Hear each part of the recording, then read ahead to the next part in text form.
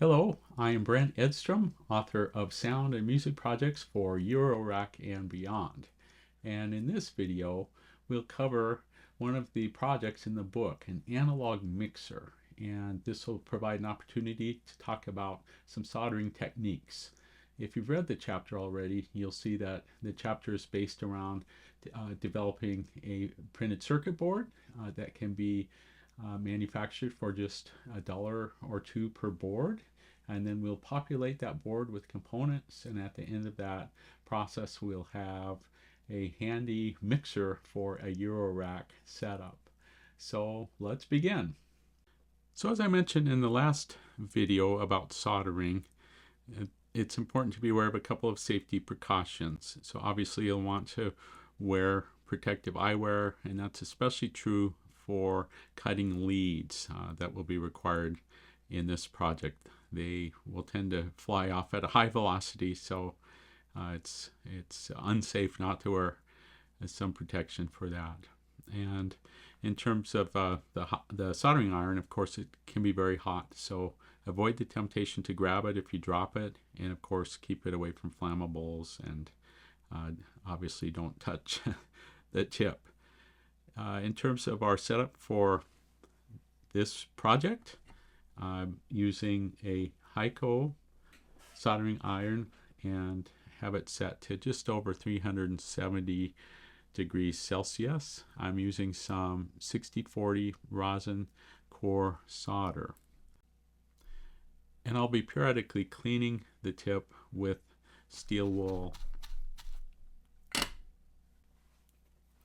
So to start, I have some through-hole components, and I'll be working off of a bill of materials, a BOM, and this just lists the various values and the type. So a capacitor, and I have a 0.1 UF, and I need 5 of those, and on C1, 2, 3, 7, and 8. So as you work through a project like this, just simply follow the BOM and place those components and solder them. We'll be starting with the 5 capacitors shown in that first line, which I have ready to go here.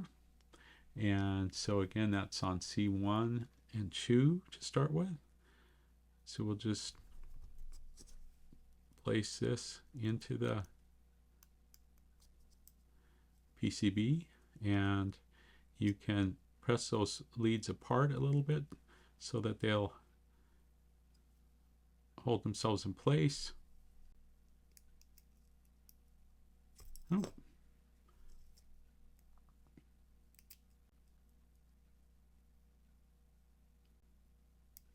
Here we go.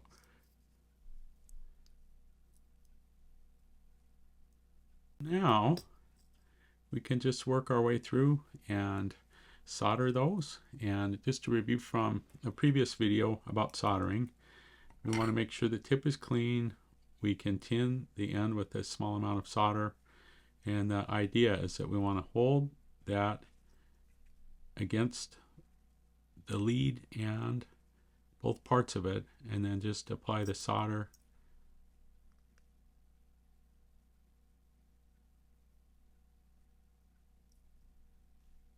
and just work your way through. There it goes, and you'll see as they heat up, then this solder will flow freely, and that's what you want.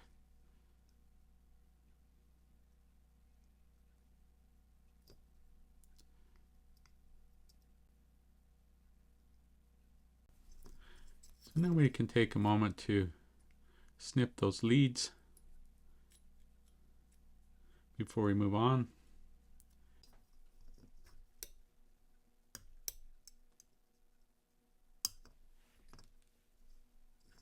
Okay, let's handle the resistors next in R10 and 11.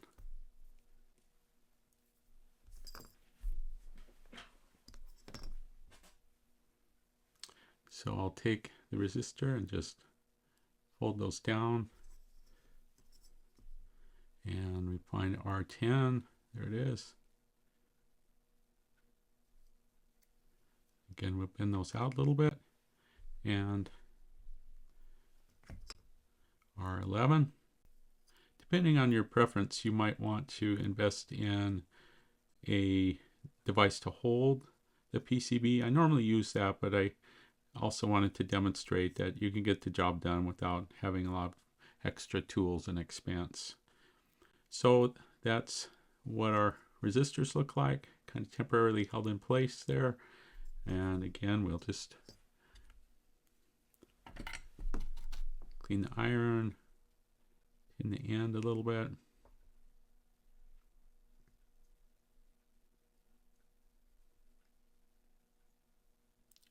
There we go. Trying to heat up both parts of that, the metal. Okay.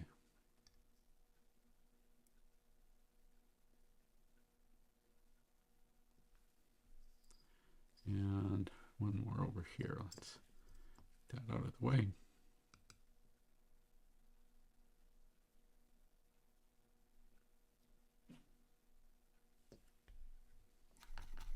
So it can be a balancing act. You don't want to keep the soldering iron on components too long because it can be damaged, but you also want to make sure to get a good connection, a good solid solder.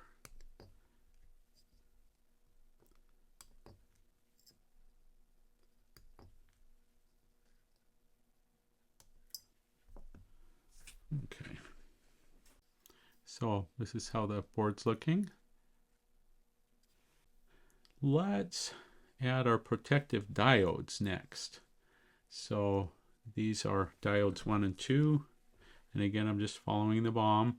Main thing with the diodes to be aware of, and this is really important, is that you orient them in the proper way, following the diagram or the marking on the PCB. So you can see that we want to orient this diode in that direction. And this, by the way, as I talk about in the book, is just a little extra measure of safety to avoid a reverse polarity. Okay, and then this diode will go in the opposite way. And notice again that that's matching the marking on the top of the PCB. Okay, bend that out. And solder those.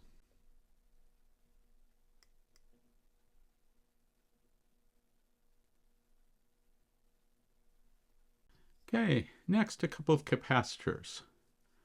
So we have one 10 UF capacitor, and that will go in C4. So I'm going to double check my marking and to make sure that's the correct one, and locate C4. Here it is.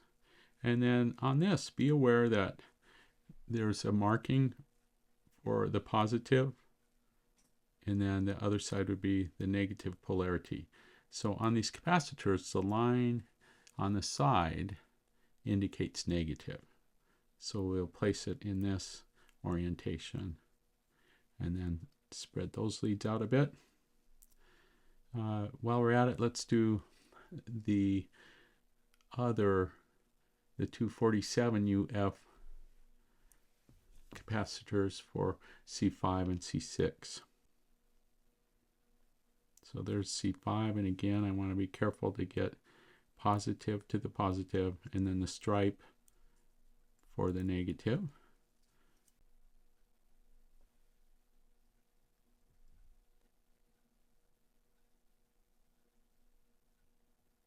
Let's snip those.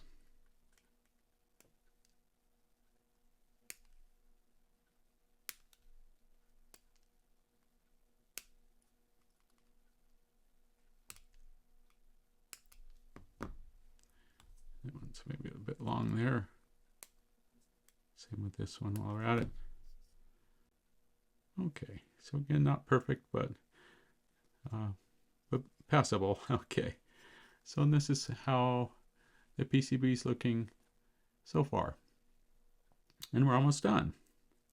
Next, let's solder in the op amp, and this is something I really encourage always using a socket, for a couple of reasons. It's very easy to damage an integrated circuit like an op amp.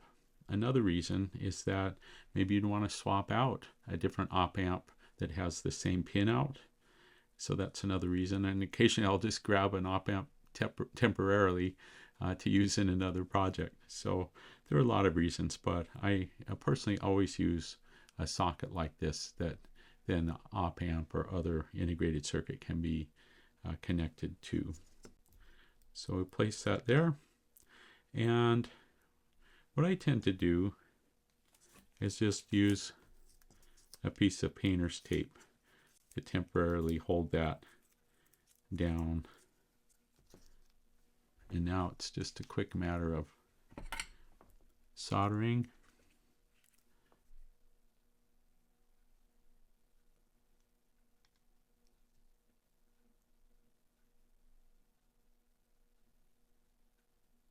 There we go.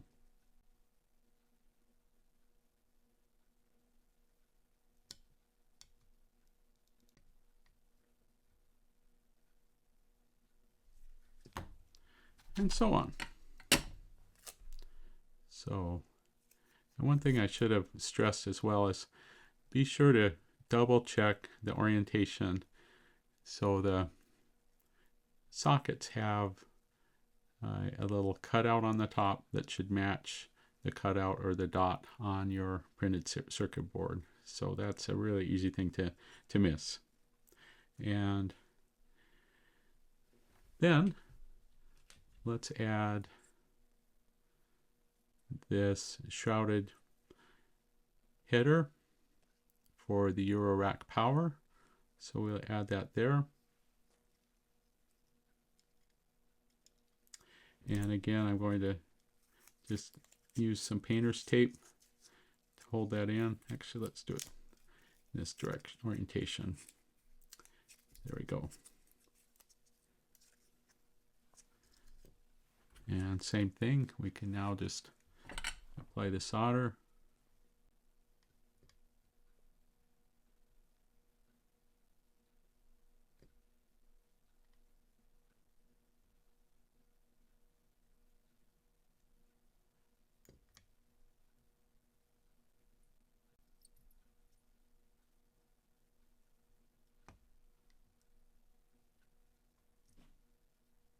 And there we go. And so that looks pretty nice. All right, so we're almost done. So the final thing on this project would be to add the potentiometers and the jacks. We will populate the PCB with that right now and start by adding these right angle potentiometers. They'll snap right in. And now we have 4 jacks.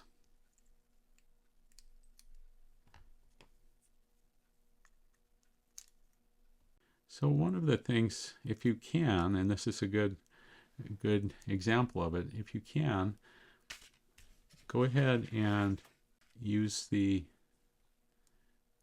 face of your module to hold things in place. And that's something that will really help those to be soldered in just a perfect position. So this can be a little bit dicey, but I'm going to put this on carefully. These fall out very easily. And now I will use these little washers to hold it in place.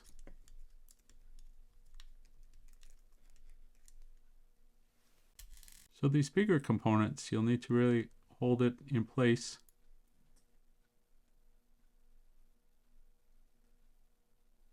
Get a lot of heat going.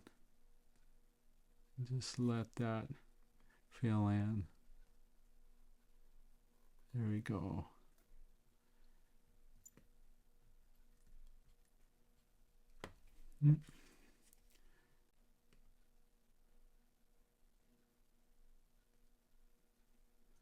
Going. It takes a surprising amount of solder, actually.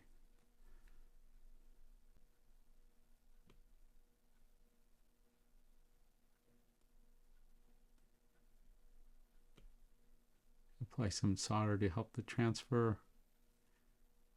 Here we go.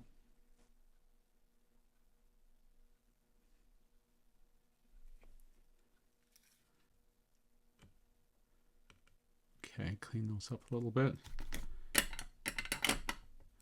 And voila!